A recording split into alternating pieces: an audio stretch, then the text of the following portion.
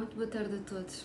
Hoje venho falar finalmente sobre como é o decorrer, portanto, de um processo terapêutico. Como é que se dá um processo terapêutico? Outra grande dúvida de muitos pacientes que recorrem à ação de terapia perguntam como é que decorre, portanto, todo esse setting profissional. Afinal, as primeiras sessões são utilizadas para que ambos, a psicólogo e paciente, possam conhecer-se e, fundamentalmente, para que o psicólogo possa ter acesso a todas as informações necessárias para ajudar o paciente. Mas e o decorrer? Como acontecem as próximas sessões?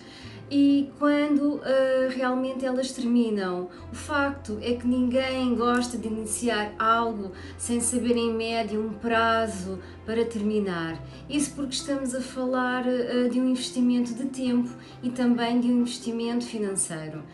De tempo porque o recomendado para um processo terapêutico produtivo e eficaz é que as sessões aconteçam semanalmente, ou seja, uma vez por semana, e financeiro, porque esse processo tem um custo. Ainda não é possível determinar ou ter uma média quanto tempo durará, portanto, um processo terapêutico, porque essa informação sempre dependerá de qual a necessidade do paciente e do seu processo terapêutico em análise. O trabalho terapêutico não acontece somente com os esforços, estudos e experiências do profissional, e é um esforço bastante presente entre terapeuta, entre profissional e paciente, para que esse tratamento tenha bons resultados. Também é bastante comum que um paciente chegue ao consultório com um problema e ao longo das sessões outras questões apareçam. Assim, a quantidade de sessões torna-se um número ainda incompreendido num primeiro momento. De qualquer modo, após a primeira consulta com o psicólogo, já é possível que o profissional tenha uma expectativa de tempo e também de tratamento. Sigilo e confiança no psicólogo. Quem é que nunca se consultou com um psicólogo e está a pensar em começar uma terapia? Pode ter várias dúvidas sobre o funcionamento das sessões. Uma bem comum em relação ao sigilo será que tudo o que eu contar vai ficar em segredo? E a resposta para esta pergunta ou para este questionamento é sim.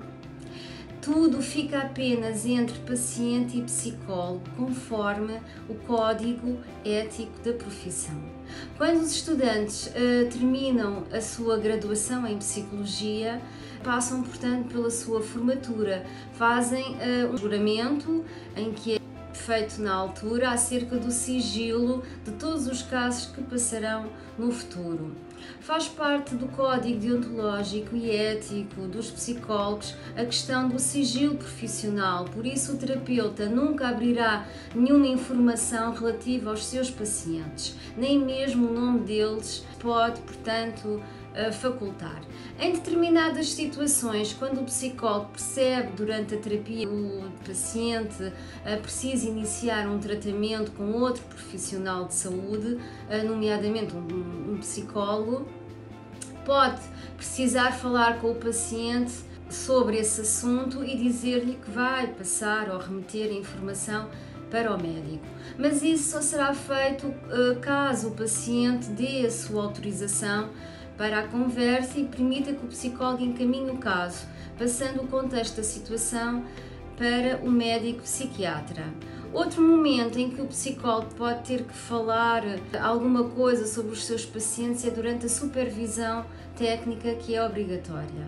Neste caso, ele também pode comunicar alguns acontecimentos, histórias citadas ou percepções para que o supervisor, que geralmente também é um psicólogo, justamente para isso, trabalhe, portanto, em conjunto com o sigilo profissional. A confiança é outro aspecto que é fundamental para a terapia. A terapia é o momento em que o paciente precisa sentir-se totalmente seguro e confortável para falar acerca de todos os seus problemas, tristezas e alegrias de forma aberta, sem medo de julgamentos nem juízos de valor sobre assuntos. As consultas de terapia costumam durar aproximadamente 50 a 60 minutos e o paciente deve manter a sua concentração em falar tudo o que sente com muita honestidade. É sempre o paciente que vai decidir o que contar e quando contar. Nenhum psicólogo vai obrigar alguém a contar sobre algo que não se sinta confortável ou ainda que não esteja pronto para partilhar esse assunto. O relacionamento e a confiança entre psicólogo e paciente vai se desenvolvendo, portanto, ao longo das consultas, e com o passar do tempo a intimidade também vai tirando lugar da vergonha e da própria timidez. Todos nós temos dúvidas, ideias, lembranças e sentimentos e nem sempre temos pessoas, portanto, no nosso convívio e no nosso meio social com disponibilidade para ouvir, portanto, essas situações. Manter todos esses pensamentos em segredo gera, por vezes, angústia.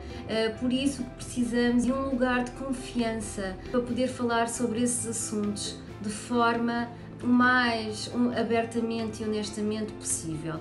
E claro, o psicólogo é o profissional mais adequado para isso, pois sabe ouvir e aconselhar da maneira correta.